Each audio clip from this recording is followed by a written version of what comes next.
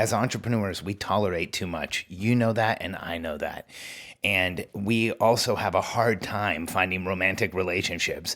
As a result, there's a lot of entrepreneurs that get into relationships and stay in them maybe longer than they should. And what's shocked me throughout my career is that there's a lot of entrepreneurs who are in abusive relationships. And if you're in one or you think you might be, let me give you some insight and tell you what no one else is telling you about what your abusive relationship is doing to you. I'm Alex Sharfin, and this is the Momentum Podcast, made for empire builders, game changers, trailblazers, shot takers, record breakers, world makers, and creators of all kinds. Those among us who can't turn it off and don't know why anyone would want to. We challenge complacency, destroy apathy, and we are obsessed with creating momentum so we can roll over bureaucracy and make our greatest contribution. Sure, we pay attention to their rules, but only so that we can bend them, break them, then rewrite them around our own will. We don't accept our destiny, we define it. We don't understand defeat because you only lose if you stop, and we don't know how. While the rest of the world strives for average and clings desperately to the status quo, we are the minority, the few, who are willing to hallucinate there could be a better future. And instead of just daydreaming of what could be, we endure the vulnerability and exposure it takes to make it real. We are the evolutionary hunters, clearly the most important people in the world, because entrepreneurs are the only source of consistent, positive human evolution, and we always will be. It's crazy how often I see entrepreneurs in abusive relationships.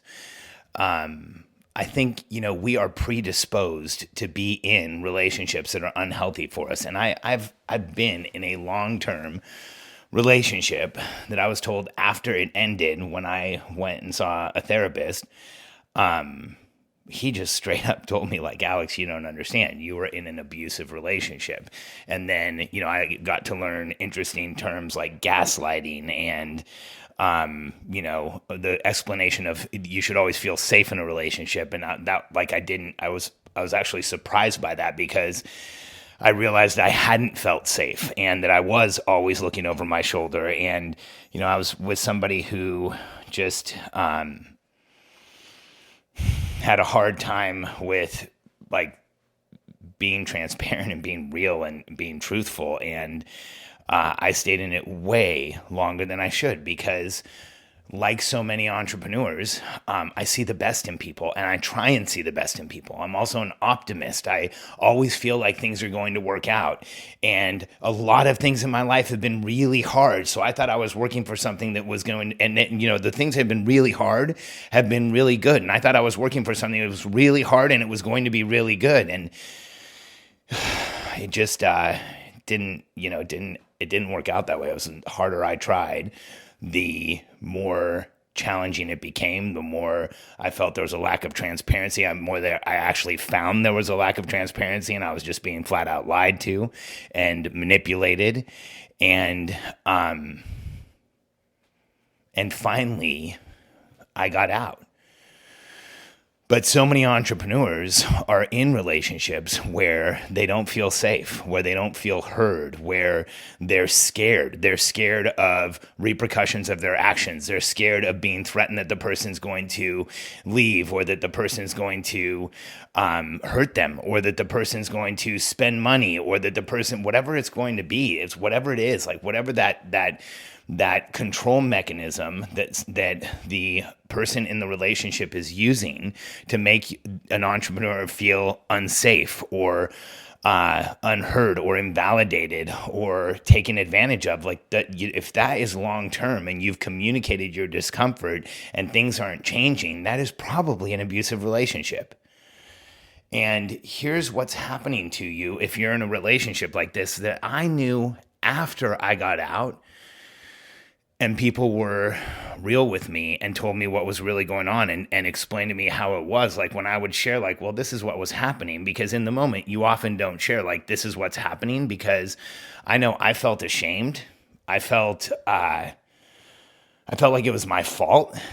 I felt like but I felt like if I did share that it would just show that I wasn't doing the right thing in the relationship. Like I didn't know how to communicate, or I didn't know what I was doing. And so, as entrepreneurs, we don't communicate in the moment. But when I communicated later and talked to people, here's what they told me, and here's what I came to realize. It's a combination of both. So one, if you're in an abusive relationship, and you know what, I'll also just throw this in. If you're in an abusive relationship with a business partner or a client or someone else like in your world that acts in a way that's threatening. If you have a client that's always telling you they're going to fire you, that's an abusive relationship. If you have a business partner that's always, threatening to leave or threatening that they don't want to be involved and, throwing in the towel and you have to talk them back in like that, that is an emotionally abusive relationship. That's not how it should be. You shouldn't feel unsafe. You should feel heard. So, a lot of entrepreneurs might have a really good personal relationship, but they get into abusive relationships at work with partners or with clients. If clients are yelling at you, if they're making you feel invalidated, if they're doing any of those things, that is an abusive relationship. And here's what it does to you. So first, it is causing more pressure and noise than you could possibly understand. Because if there's a primary relationship around you and it is abusive, that means that it's costing you one of the most valuable things you have as a entrepreneurial personality type, as someone who is creating the future. It's costing you your discretionary time. Because when you're in an abusive relationship, when you're driving, when you're showering, you're thinking about the relationship, not the business, not your future, not your kids, not what you could be doing. You're not thinking about the outcomes you're creating. Instead, you're thinking about this relationship that you have. And here's what it does in your life. Entrepreneurs have this fantasy that if they're in an abusive relationship, they can somehow compartmentalize it. And through usually the rigorous use of routines or alcohol or drugs or something, they just try as hard as they can. And they think that they can somehow compartmentalize the relationship from the rest of their life. But here's what I want you to know.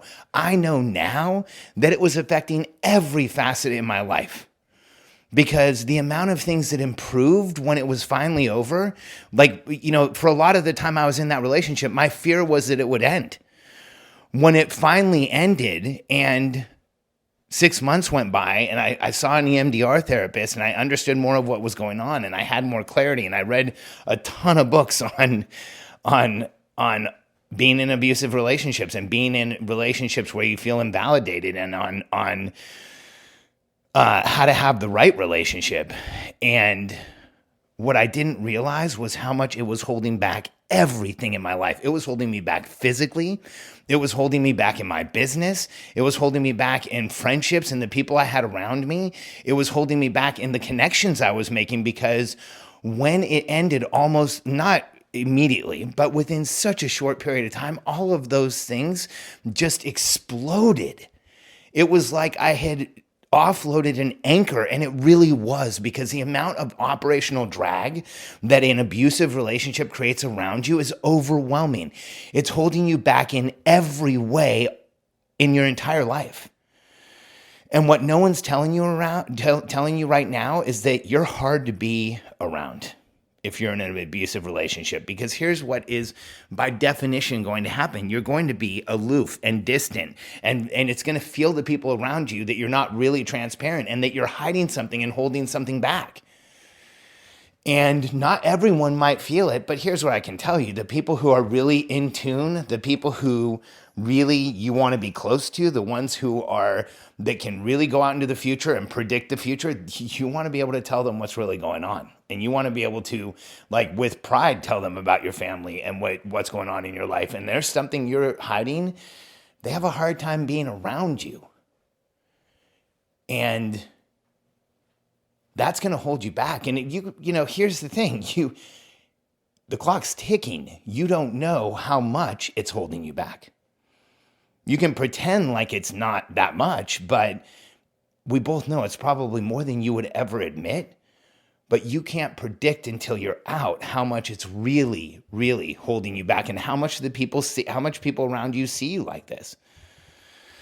as aloof and distant as someone they shouldn't get close to. Here's another thing. It's hard to be friends with you and have a relationship with you, because when I got out of that relationship, what a lot of my longtime friends said was, I didn't like to call you when you were with her because we were close enough that you told me about what was going on sometimes, and it was the same story every time.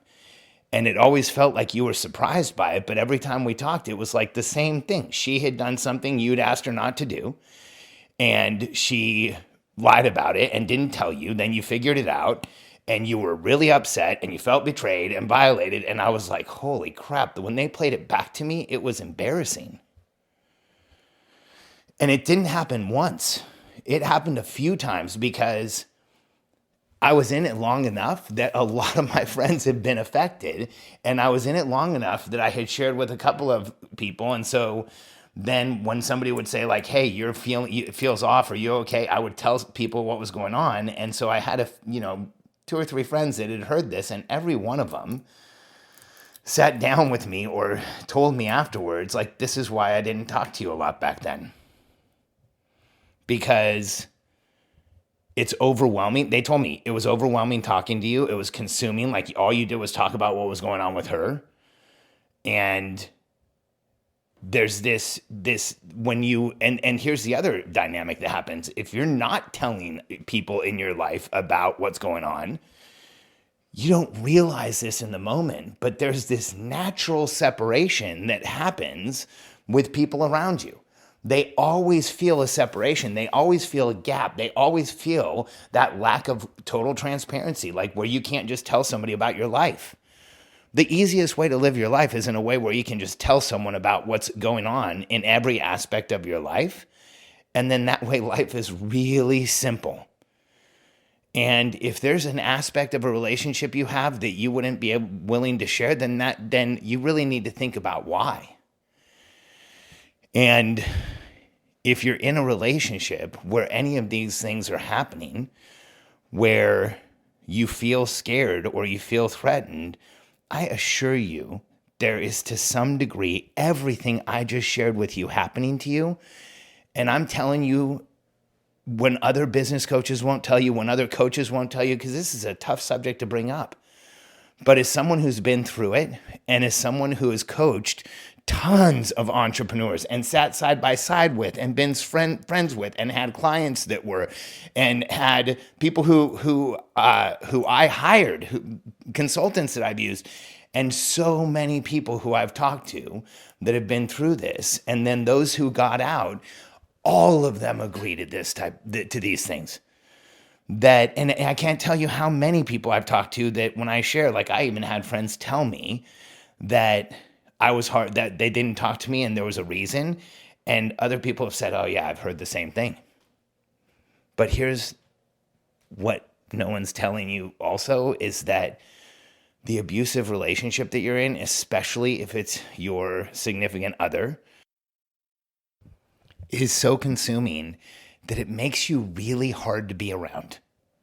And here's why. With the friends that you're sharing, it's overwhelming, and that's all that happens, because that takes the majority of the conversation, especially if the relationship is in some type of a flare-up, and that's when you happen to reach out. That's all that person's going to hear about. And that's overwhelming. And then when you don't talk about the abusive relationship, the other person feels that you're not really being transparent with them. And they can also tell that you're just waiting for the time to talk so that you can share all the stuff that's happened, because they're one of the few outlets you have, because that's just consistent. And so if you feel like you're in an abusive relationship, one of the hardest things that you will ever do is figure out a plan to get out of it. One of the ways I did was I started just writing. They say in relationships you can't keep score. And I had to, because I was so overwhelmed and so confused, and I kept feeling like it was my fault. So I started writing down in my planner every day the things that happened that made me feel unsafe, that felt unpredictable, that felt confusing, that felt like I was getting taken advantage of. And not to communicate to her, but to be able to remember everything that was really going on. And when I finally did, what was looking back at me was so overwhelming that I had to get out. And I quickly figured out how to do it and got out of the relationship. And it was very difficult. And I went to EMDR therapy. I was told by more than one therapist I had the symptoms of PTSD. And, we don't talk about this because we all feel like it's our fault. But if we did, we would realize how many people like us, how many entrepreneurial personality types with the hard wiring we have get in with the tolerance levels we have, because we will tolerate a lot, end up in abusive relationships. I think it's a huge, huge amount. And so if you're in one, consider writing down what's going on, making a list that to show yourself what's really happening, and building a plan to get out. There is another podcast I did on abusive relationships that will let you know if you're in one. It's called How to Know If You're in an Abusive Relationship, and you can look it up as well.